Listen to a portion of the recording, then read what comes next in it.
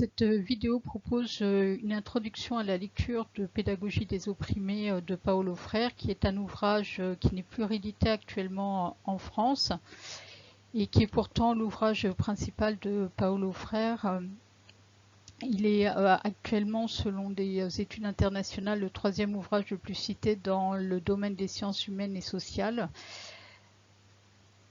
Donc cette vidéo n'a pas la prétention de fournir une lecture exhaustive de l'ouvrage. Il y a beaucoup de concepts. On reviendra uniquement sur quelques-uns des concepts de l'ouvrage.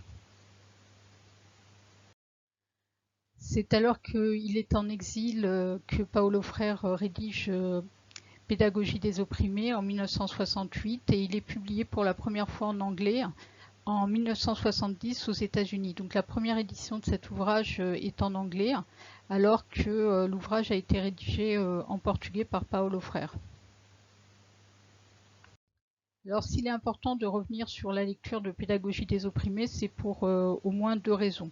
La première, c'est que l'œuvre de Paulo Freire est souvent réduite à quelques slogans en France, du genre « personne ne se libère tout seul, les hommes se libèrent ensemble ». Donc c'est vraiment quelques slogans qui sont souvent cités. L'autre problème, c'est aussi l'idée qu'on se fait de Paulo Freire qui prônerait une sorte de pédagogie nouvelle ou que ce serait une sorte de continuateur de l'éducation nouvelle latino-américain, alors que ce n'est pas du tout sa position. Il le dit à plusieurs reprises. Selon lui, l'éducation nouvelle a voulu révolutionner la salle de classe. Ce n'est pas ce qu'il se propose. Lui, il veut révolutionner la société. Autre point de malentendu, la réduction de pédagogie des opprimés à une méthode. Ça a été en particulier le cas aux États-Unis, soit de manière générale qu'on confonde la méthode d'alphabétisation Paulo Freire avec la pédagogie Paulo Freire, ce qui est deux choses différentes. Soit que l'on réduise sa pédagogie à une méthode consistant à partager des expériences vécues d'oppression en se mettant en cercle et en discutant les uns avec les autres. Voilà, c'est un peu une vision réductrice, mais ce n'est pas du tout ça. Il faut tout d'abord revenir sur l'objet de l'ouvrage de Paulo Freire. L'objet fondamental de cet ouvrage, c'est la question de la déshumanisation de l'être humain, de sa réification, c'est-à-dire de sa transformation en chose par le système capitaliste, le colonialisme. C'est-à-dire qu'il s'agit d'une réflexion humaniste et d'une critique de tout ce qui conduit à réifier l'être humain. Alors cette réification de l'être humain, elle est liée à des systèmes qui vont introduire des rapports sociaux de pouvoir, des systèmes sociaux qui vont introduire des rapports sociaux de pouvoir, comme le capitalisme ou le colonialisme. Et Paulo Freire utilise deux concepts pour qualifier les deux groupes qui s'opposent. Ce sont les opprimés et les oppresseurs. Alors, l'intérêt de ces catégories, c'est qu'elles ont pu être réinterprétées de manière extrêmement diverse au cours de la réception de l'ouvrage. C'est-à-dire qu'il ne s'agit pas de pédagogie des travailleurs ou de pédagogie des colonisés ou pédagogie des femmes. Non, le terme opprimé permet à toute personne qui se perçoit comme opprimée de se réapproprier en fait la pédagogie des opprimés. Donc c'est une des forces de l'ouvrage, c'est l'utilisation de concepts qu'on pourrait appeler des signifiants vides qui vont être ensuite remplis en fonction des contextes historico-sociaux dans lesquels l'ouvrage a été reçu. Alors si la réification est problématique, c'est qu'elle s'oppose à la vocation ontologique de l'être humain qui est l'être plus, c'est-à-dire au fait que l'être humain est un être inachevé et qu'il a une vocation à pouvoir développer son être. Or, les formes d'organisation sociale qui réifient les opprimés les empêchent de pouvoir réaliser cette vocation ontologique. Cela dit, il n'y a pas que les opprimés qui sont en réalité aliénés dans ce système. C'est aussi le cas des oppresseurs, parce que eux se croient libres alors qu'en fait ils sont dans l'avoir plus, c'est-à-dire qu'ils pensent se réaliser dans l'accaparement de richesses, dans la possession d'objets, mais en réalité ils confondent l'avoir et l'être.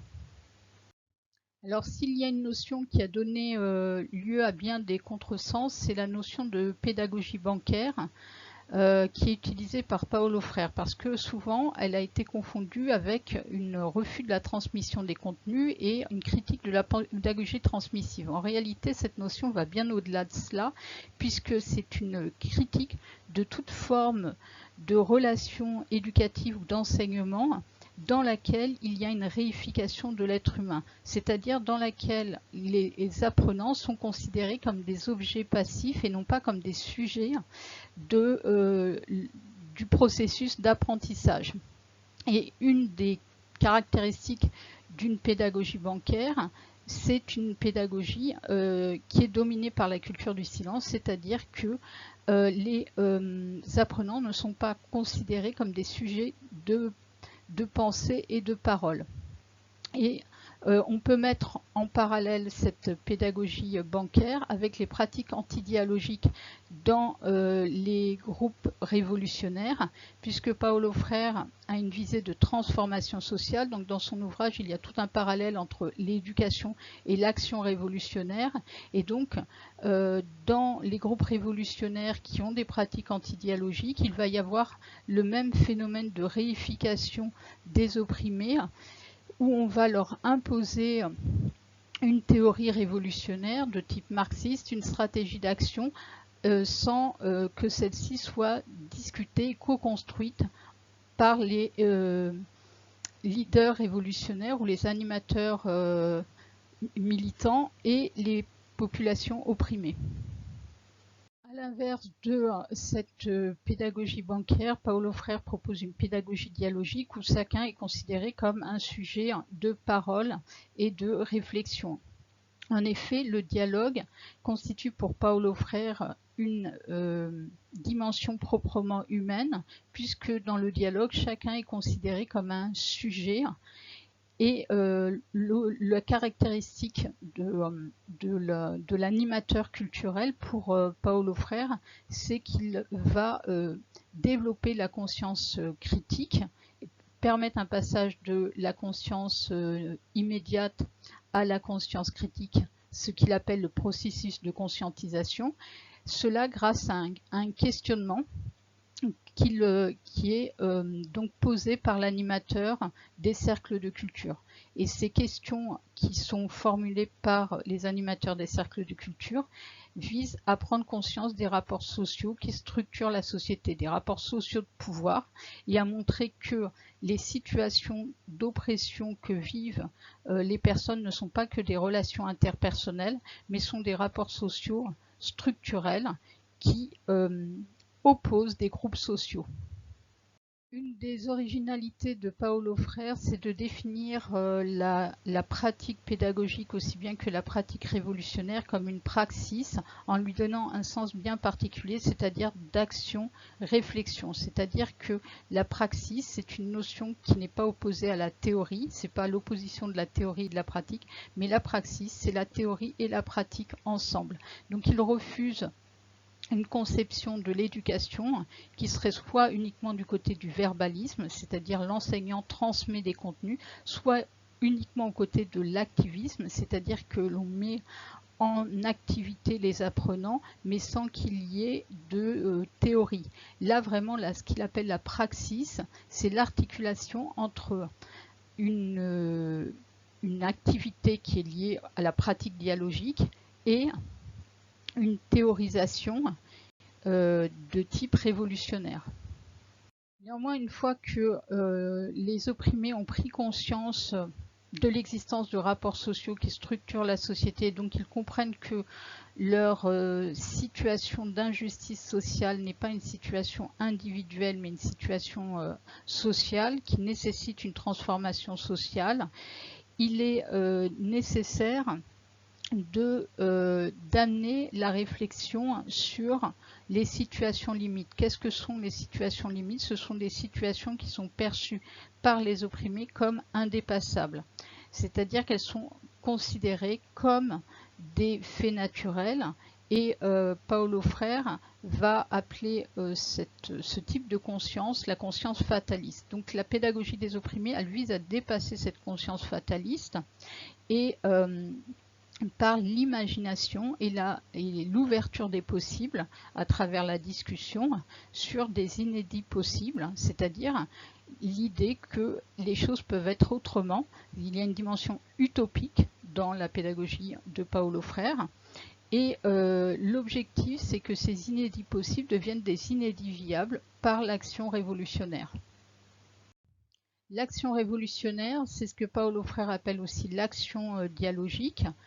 Elle est fondée sur la coopération, l'union, l'organisation et la synthèse culturelle. Il est important de revenir sur la notion de synthèse culturelle parce que l'un des malentendus qui existe sur la pédagogie de Paulo Freire, c'est que ce serait une pédagogie dans laquelle il n'y aurait pas de contenu théorique et il y aurait simplement des échanges d'expériences d'oppression, d'expériences vécues. Ce n'est absolument pas le cas.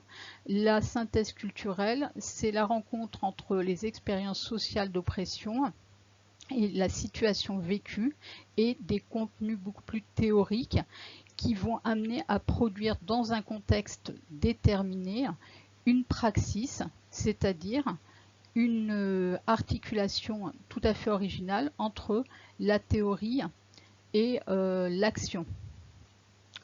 À cet égard, on peut prendre l'exemple par exemple du mouvement néo-zapatiste au Chiapas, dont l'objectif a été de produire une synthèse culturelle entre la théorie marxiste et les cosmogonies indigènes, les cultures et les savoirs indigènes propres aux Indiens du Chiapas. L'éducation populaire libératrice de Paulo Freire doit être distinguée de la notion d'éducation populaire telle qu'elle est bien souvent utilisée en France. Déjà parce qu'il ne s'agit pas d'apporter un savoir aux apprenants, donc un refus du verbalisme. Il s'agit d'un processus de co-émancipation, c'est-à-dire qu'il y a un échange entre des formes de savoir différentes, que ce soit les savoirs d'expérience, c'est-à-dire que l'animateur culturel ou l'animatrice culturelle prend conscience de l'expérience vécue des opprimés, et de leur côté, les opprimés s'ouvrent à une vision du monde qui, elle, analyse la réalité sociale en termes de rapports sociaux. Il y a donc une montée en généralité théorique. Le deuxième aspect, c'est que l'éducation populaire de Paulo Freire ne repose pas sur des outils, des méthodes, des techniques. Bien souvent, on pense que l'éducation populaire, c'est avant tout les outils de l'éducation populaire. Ce n'est pas du tout le point de vue de Paulo Freire. Il ne cherche pas à développer une méthode. Il l'explique à plusieurs reprises. Il dit par exemple à un moment que un des éducateurs aux États-Unis qu'on a eu tendance à penser que tout son objectif, ça avait été de développer une méthode d'alphabétisation. Or, lui dit que ce n'est pas une méthode d'alphabétisation qu'il a voulu développer. Ce qu'il a voulu développer, c'est une lecture critique du monde. C'est la possibilité d'acquérir une lecture critique du monde. C'est ça qui est fondamental dans la pédagogie des opprimés de Paulo Freire.